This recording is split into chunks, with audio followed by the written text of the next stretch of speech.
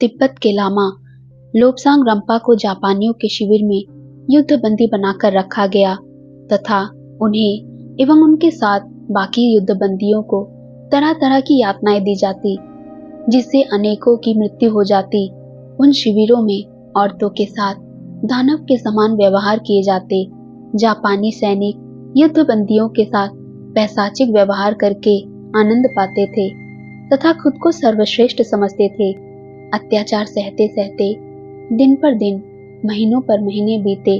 चूंकि लोब्सांग रंपा एक चिकित्सक थे, अतः वे युद्धबंदियों का उपचार किया करते थे, परंतु वह भी बामुश्किल हुआ करता था। युद्धबंदियों को किसी प्रकार के चिकित्सीय उपचार भी नहीं दिए जाते थे। जापानियों के अत्याचार से चिथड़े होते शरीर को लामा कपड़ों के चिथड़ों के धागों से सिलते थे। किसी प्रकार के निषेधक के बिना बंदियों के बदन में भी कपड़े ना के बराबर होते। बामुश्किल वे उन विचारों का इलाज करते। लोब्सांग रंपा कहते हैं, जापानियों ने हमें किसी प्रकार की कोई सहायता नहीं दी, इसलिए अंत में मैंने अपना ध्यान श्वसन के ज्ञान के ऊपर लगाया और शिविर के अनेक लोगों को विशेष उद्देश्यों के लिए विशेष श्वसन की प्रणाली सिखाई, क्योंकि उचित श्वसन, कुछ निश्चित लयों के साथ में श्वसन, इसमें कोई व्यक्ति मानसिक रूप से और शारीरिक रूप से अपने स्वास्थ्य को बहुत अच्छा कर सकता है। श्वसन के विज्ञान को मेरे शिक्षक लामा मिंग्या डोंडिप ने मुझे पढ़ाया। जब उन्होंने मुझे एक पहाड़ी पर चढ़ते समय हाँफते हुए और लगभग हाँफ कर गिरने की अवस्था में पकड़ लिया। लोब्सांग, उन्होंने कहा, तुम क्या कर रहे थे? उस भयानक अवस्था में तुम अपने लिए क्या कर रहे थे?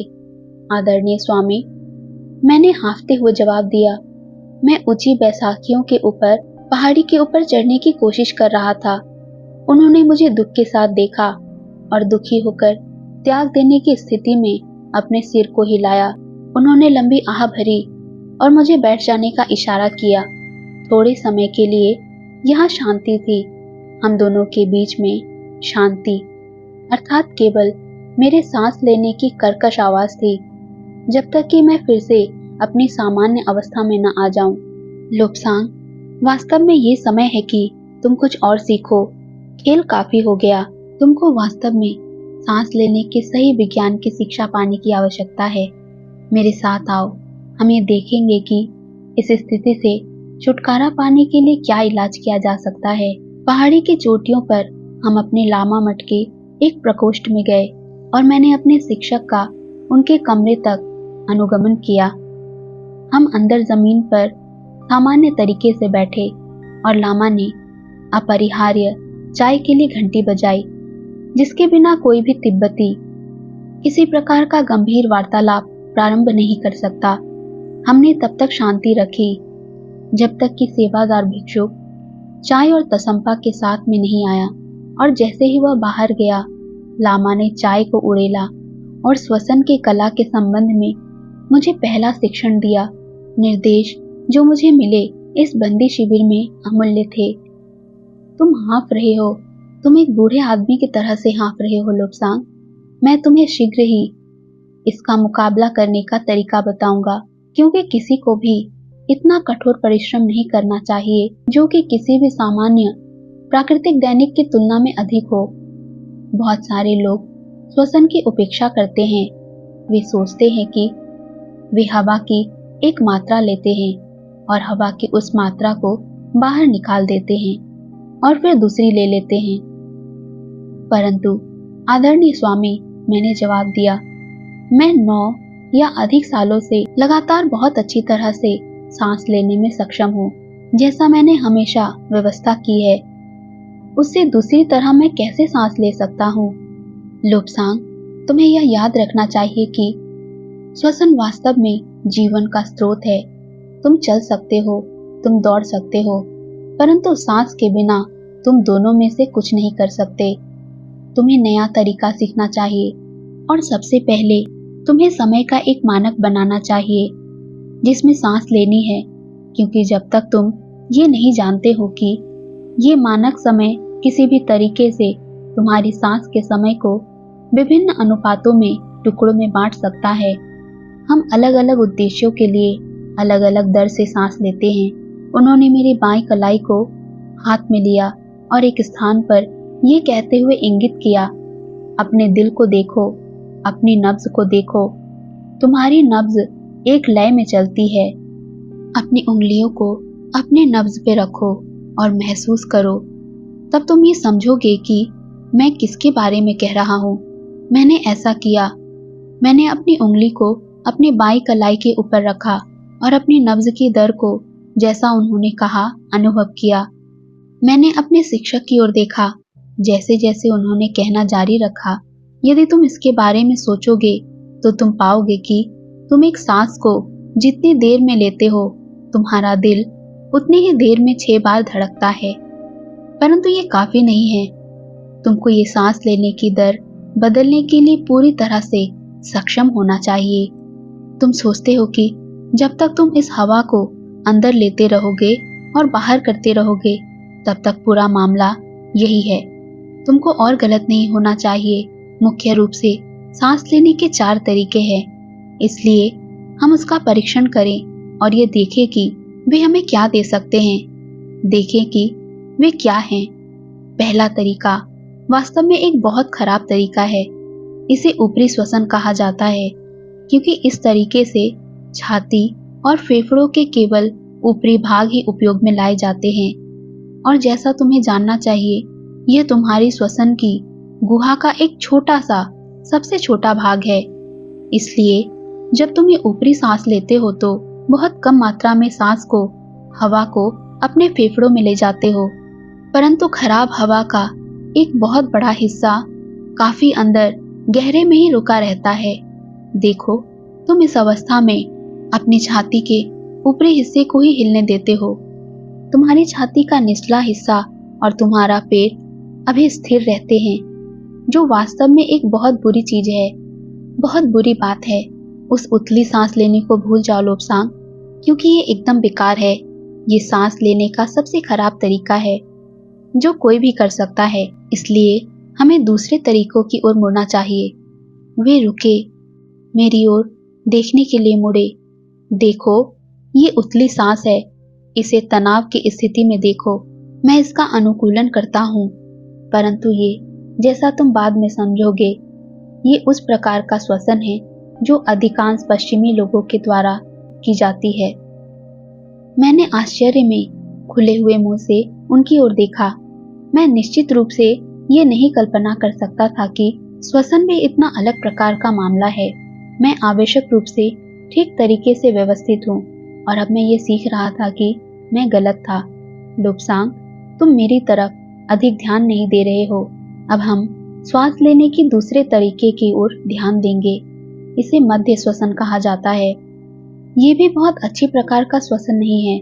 इसको अधिक विस्तार से बताने का कोई कारण नहीं है, क्योंकि मैं नहीं चाहता कि तुम इसका उपयोग करो। परंतु जब तुम पश्चिम को जाओगे, तब तुम लोगों को इसके बारे में कहता हुआ सुनोगे कि ये पसलियों का श्वसन है, या उस तरह का श्वसन जिसमें पर्दे को स्थिर रखा जाता है।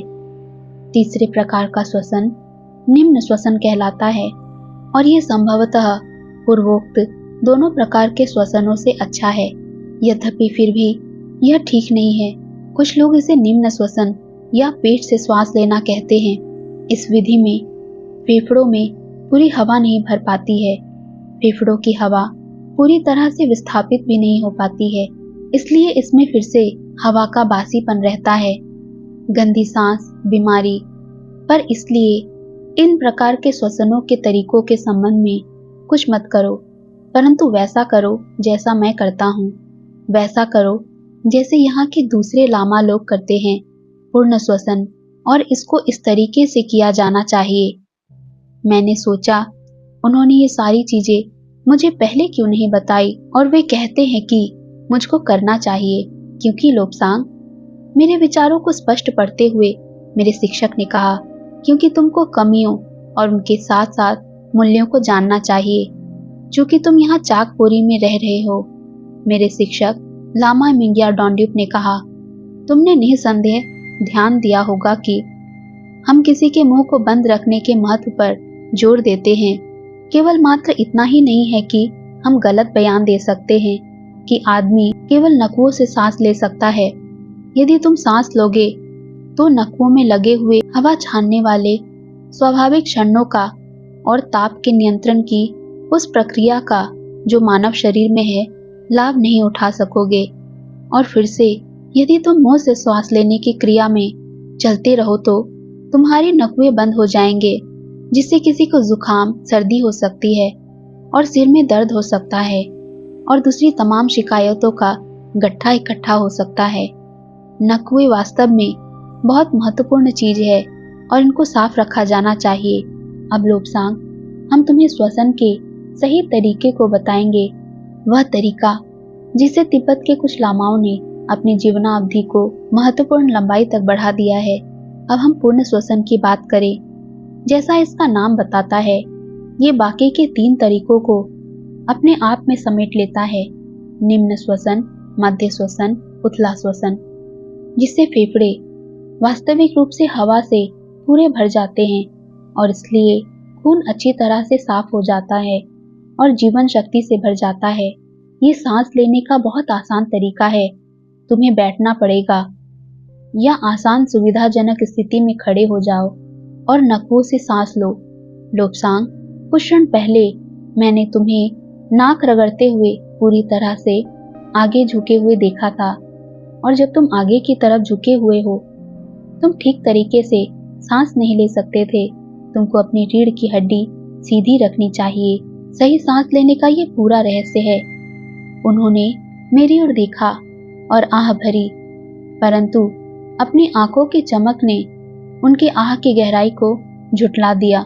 तब वह उठे और चलकर मेरी तरफ आए, मेरे कोहनियों के नीचे अपने हाथ को रखे और मुझको उठा दिया ताकि मैं एकदम सीधे बैठ सकूं।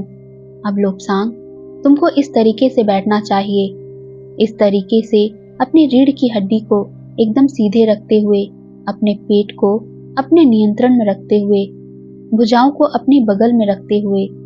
अब इस प्रकार बैठो, अपनी छाती को फुलाओ, अपनी पसलियों को बाहर की ओर धकेलो और तब अपने फेफड़ों के पर्दे को खींचो ताकि पेट का निचला भाग भी अंदर को खींचे।